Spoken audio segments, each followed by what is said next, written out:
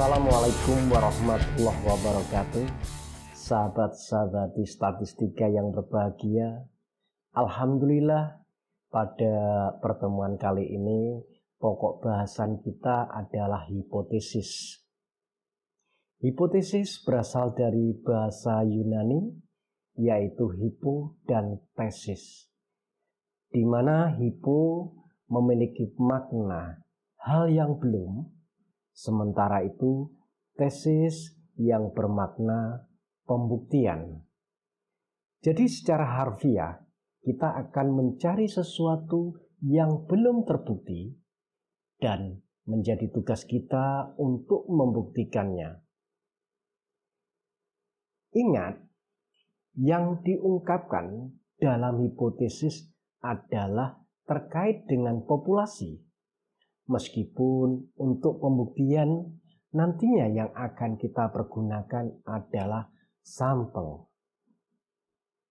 Contoh, yang perlu kita perhatikan bahwa populasi terbagi menjadi dua, yaitu populasi rata-rata dan populasi proporsi. Contoh hipotesis untuk populasi rata-rata. Rata-rata indeks prestasi mahasiswa Fakultas Ekonomi dan Bisnis Universitas Islam Malang MIU sama dengan 3,5. Ingat, yang kita pergunakan simbol MIU. Jadi, tak kala kita berbicara terkait populasi, simbol rata-rata yang kita pergunakan adalah MIU, bukanlah X bar. Demikian halnya jika yang kita bahas adalah populasi proporsi. Simbol rata-rata yang kita pergunakan adalah Pi, bukan X bar. Baiklah, contoh untuk hipotesis populasi proporsi. Proporsi mahasiswa Fakultas Ekonomi dan Bisnis Universitas Islam Malang yang berjenis kelamin perempuan adalah Pi sama dengan 0,85. Baiklah, sebelum kita bahas tahapan-tahapan di dalam pengujian hipotesis, apa yang dimaksud dengan pengujian hipotesis itu? Pengujian hipotesis adalah sebuah prosedur yang didasarkan pada bukti sampel yang dipakai untuk menentukan apakah hipotesis merupakan suatu pernyataan yang wajar dan oleh karenanya tidak ditolak, atau hipotesis tersebut tidak wajar dan oleh karenanya harus tidak diterima. Terdapat 5 buah tahapan di dalam pengujian hipotesis. Tahapan yang pertama yaitu merumuskan hipotesis. Rumusan hipotesis terdapat 2. Yang pertama adalah hipotesis nihil atau hipotesis nol atau yang kita notasikan dengan H0. Yang kedua, hipotesis alternatif atau yang kita notasikan dengan H1. Ingat, untuk penulisan H0 atau H1, penulisan angka 0 dan angka 1-nya di subscript. Baiklah, kita bahas terlebih dahulu hipotesis nihil atau H0. Hipotesis nihil menegaskan klaim atau pernyataan tentang nilai parameter populasi yang akan diuji. Jadi, ini merupakan pernyataan di awal dan bersifat kira-kira. Contoh, rata-rata pedagang sayur di Kota Malang lebih besar sama dengan 5 juta rupiah per bulan. Maka penulisan hipotesisnya H0,2 mu lebih besar sama dengan 5 juta.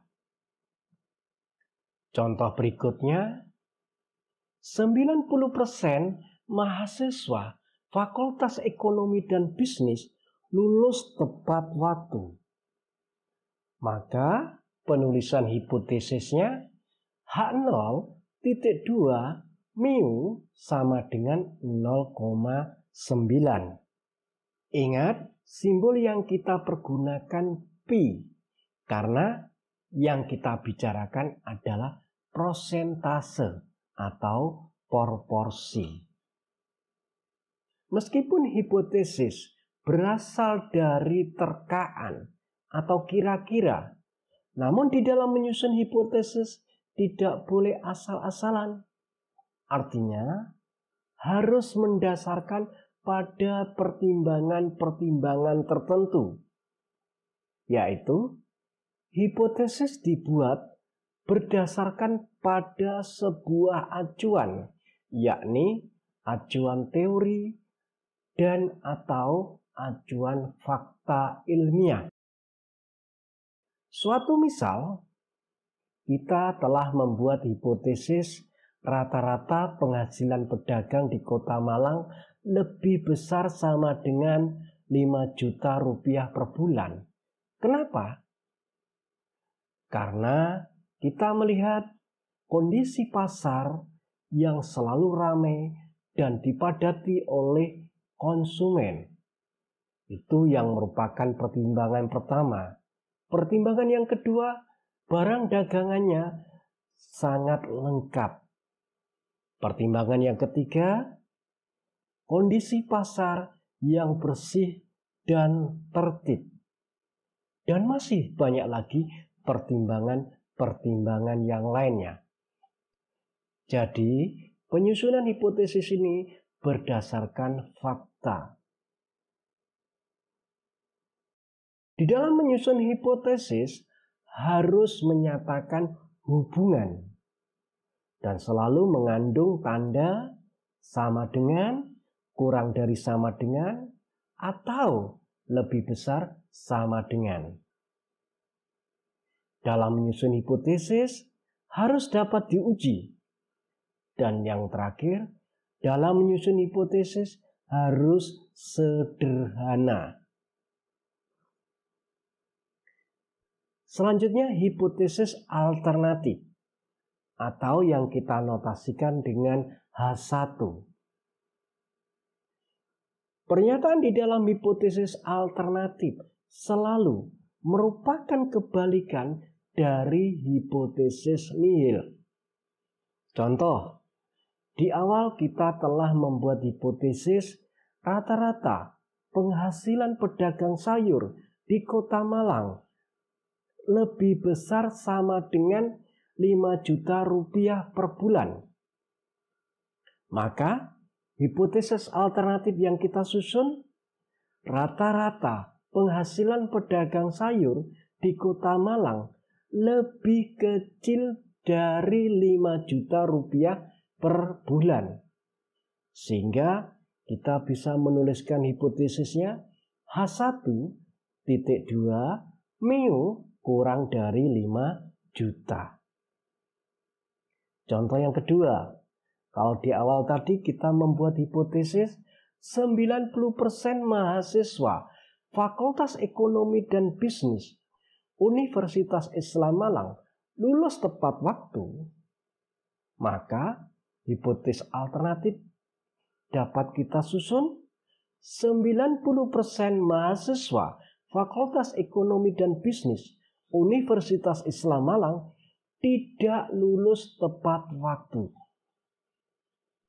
Selanjutnya, di dalam menyusun hipotesis alternatif harus mengandung tanda tidak sama dengan, lebih kecil, atau lebih besar. Dan yang perlu saya tekankan di sini, hipotesis alternatif merupakan hipotesis yang peneliti coba buktikan. Langkah yang kedua yaitu menentukan taraf nyata atau yang kita notasikan dengan alfa. Taraf nyata merupakan tingkat toleransi.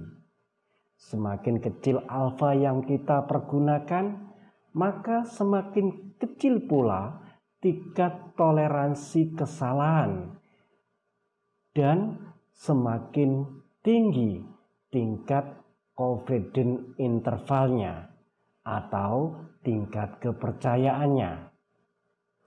Tingkat alfa yang umum dipergunakan untuk ilmu sosial yang kita tolerir adalah maksimal 10%. Jadi kita bisa mempergunakan alfa sebesar 10%, 5%, atau 1%. Bila mana alfa yang kita pergunakan 10%, maka tingkat kepercayaannya atau confidence intervalnya yang kita harapkan adalah sebesar 90%. Bila mana alfa yang kita pergunakan 5%, maka tingkat kepercayaan atau confidence intervalnya yang kita harapkan adalah sebesar 95%. Demikian pula, bila mana alfa yang kita pergunakan sebesar 1%, maka tingkat confidence intervalnya atau tingkat kepercayaan yang kita harapkan adalah 99%. Langkah selanjutnya adalah memilih uji statistik yang sesuai. Ada beragam jenis uji statistik yang dapat kita pergunakan, di mana setiap uji statistik mempunyai persyaratan tertentu yang harus dipenuhi. Oleh karena itu, harus digunakan uji statistik yang tepat sesuai dengan data yang diuji. Jenis uji statistik sangatlah bergantung pada yang pertama, variabel yang akan kita analisis, yang kedua, jenis datanya, dan yang ketiga, jenis distribusi data populasinya, apakah mengikuti distribusi normal atau tidak. Adapun jenis uji statistik tersebut diantaranya uji Z, uji T, uji F, uji chi-square, uji R, dan lain sebagainya. Langkah yang keempat, menentukan daerah keputusan. Daerah keputusan merupakan pernyataan mengenai kondisi di mana hipotesis nihil ditolak dan kondisi di mana hipotesis nihil diterima sesuai dengan nilai kritis. Yang dimaksud dengan nilai kritis adalah titik yang memisahkan daerah penolakan hipotesis nihil dan daerah penerimaan hipotesis alternatif. Untuk menggambarkan nilai kritis, perhatikan ilustrasi sebagai berikut. Perhatikan hipotesisnya, di mana hipotesis nihil berbunyi mu sama dengan 10. Sedangkan hipotesis alternatifnya mu tidak sama dengan 10. Ketika pada hipotesis lambangnya sama dengan, maka merupakan hipotesis two-tailed atau uji dua arah, di mana pada kurva normalnya ekornya dibagi dua. Tanda lingkaran hitam merupakan nilai kritis dan daerah yang diasir merupakan daerah penolakan hipotesis nihil. Besarnya nilai kritis tersebut sangat bergantung pada distribusi apa yang akan kita pergunakan. Pada pembahasan kali ini akan saya perkenalkan distribusi Z. Selanjutnya perhatikan ilustrasi hipotesis berikutnya. Hipotesis nihil, mu kurang dari sama dengan 10. Dan hipotesis alternatifnya, mu lebih besar dari 10. Jika hipotesisnya kurang dari sama dengan, maka hipotesisnya masuk dalam kategori upper tail. Kenapa demikian? Karena pada hipotesis ini kita akan membuktikan hipotesis alternatif. Jadi yang hendak kita buktikan adalah lebih besar 10. Sehingga daerah yang diasir terletak pada sebelah kanan dari 0. Selanjutnya perhatikan ilustrasi hipotesis berikutnya. Hipotesis nihil, mu lebih besar sama dengan 10. Sedangkan hipotesis alternatifnya, mu kurang dari 10. Jika hipotesisnya lebih besar sama dengan, maka hipotesisnya masuk dalam kategori lower tail test. Kenapa demikian? Karena pada hipotesis ini kita akan membuktikan hipotesis alternatif. Jadi yang hendak kita buktikan adalah lebih kecil dari 10. Sehingga daerah yang kita asir terletak di sebelah kiri dari 0. Langkah yang terakhir adalah pengambilan keputusan. Untuk menjelaskan tahapan demi tahapan di dalam pengujian hipotesis, perhatikan contoh soal sebagai berikut. Sebuah pabrik memproduksi saus tomat. Dengan mempergunakan mesin khusus, pabrik tersebut dapat mengisi 16 on saus tomat ke dalam botol secara otomatis. Manajer produksi mengetahui bahwa berat setiap botol mengikuti suatu distribusi normal dengan rata-rata 16 on dan standar deviasi 0,15 on. Bila mana diambil sampel secara acak sebanyak 36 botol dan diperoleh berat rata-rata 16,017 on, apakah bukti ini menyatakan bahwa rata-rata isi botol tidak berbeda dari 16 on? Pergunakan tingkat signifikansi 5%. Untuk menyelesaikan kasus tersebut ada beberapa tahapan. Tahapan yang pertama yaitu merumuskan hipotesis.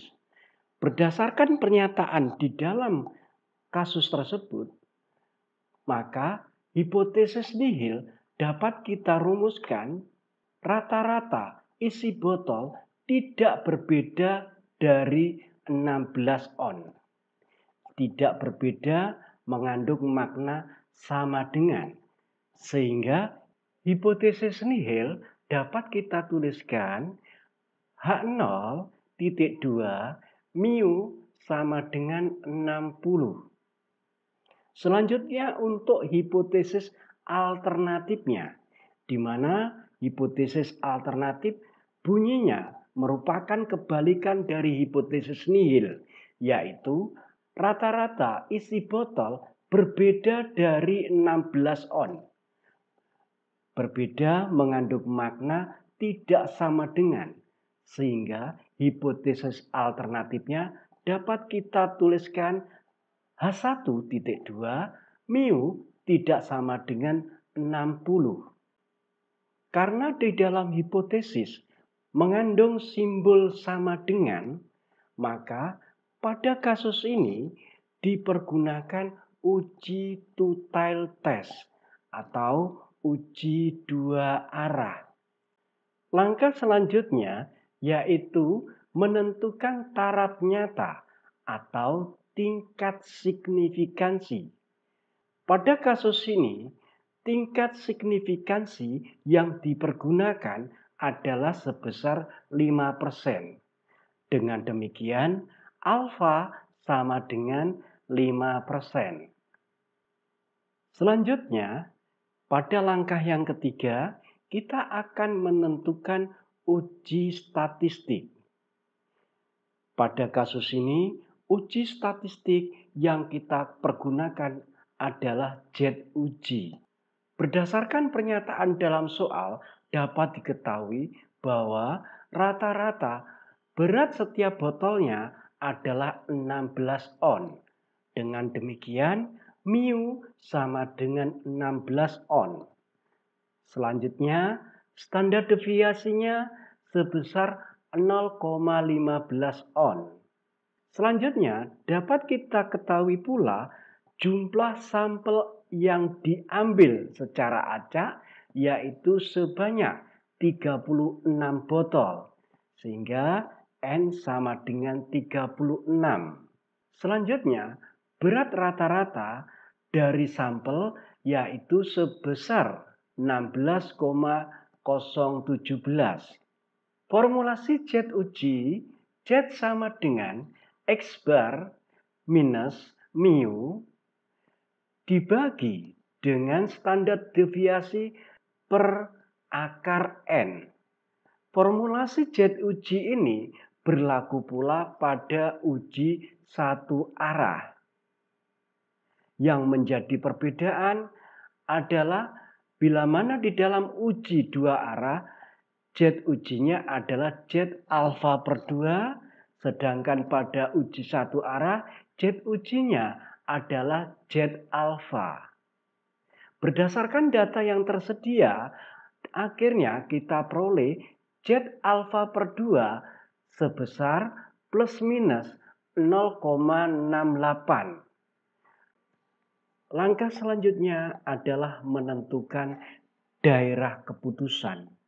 Untuk menentukan daerah keputusan, perhatikan kurva distribusi normal berikut.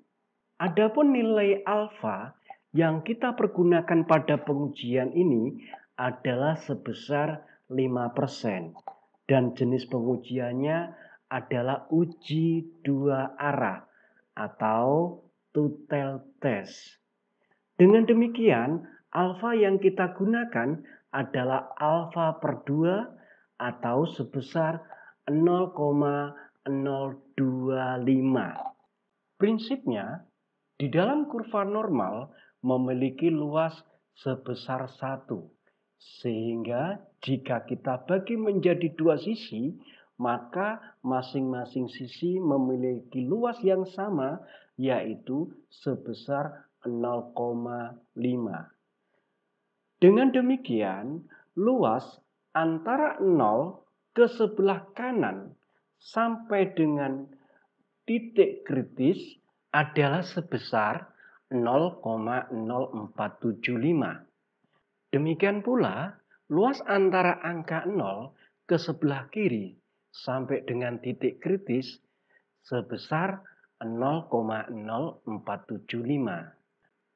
Selanjutnya kita akan mencari titik kritis yang memiliki luas 0,0475. Silakan dibuka tabel Z-nya. Dengan memperhatikan tabel Z, kita akan memperoleh nilai sebesar 0,0475 atau nilai yang sangat dekat dengan 0,0475. Di mana luas 0,0475 kita peroleh pada baris 1,9 dan pada kolom 0,06. Sehingga nilai titik kritisnya adalah 1,96. Selanjutnya, gambarkan nilai Z uji atau Z alfa per 2 yang telah kita peroleh hasilnya, yaitu sebesar 0,68. Ternyata Z uji sebesar 0,68 berada pada daerah penerimaan hipotesis nihil. Dengan demikian, keputusan yang kita ambil adalah menerima hipotesis nihil dan menolak hipotesis alternatif. Artinya, rata-rata isi botol seluruhnya adalah sama atau tidak berbeda dengan 16 on. Demikian, sahabat-sahabati sekalian, pembahasan kali ini. Mohon maaf jika ada kurang lebihnya. Saya akhiri sekian. Wabillahi taufiq wal hidayah. Waridho wa inayah. Wassalamualaikum warahmatullahi wabarakatuh.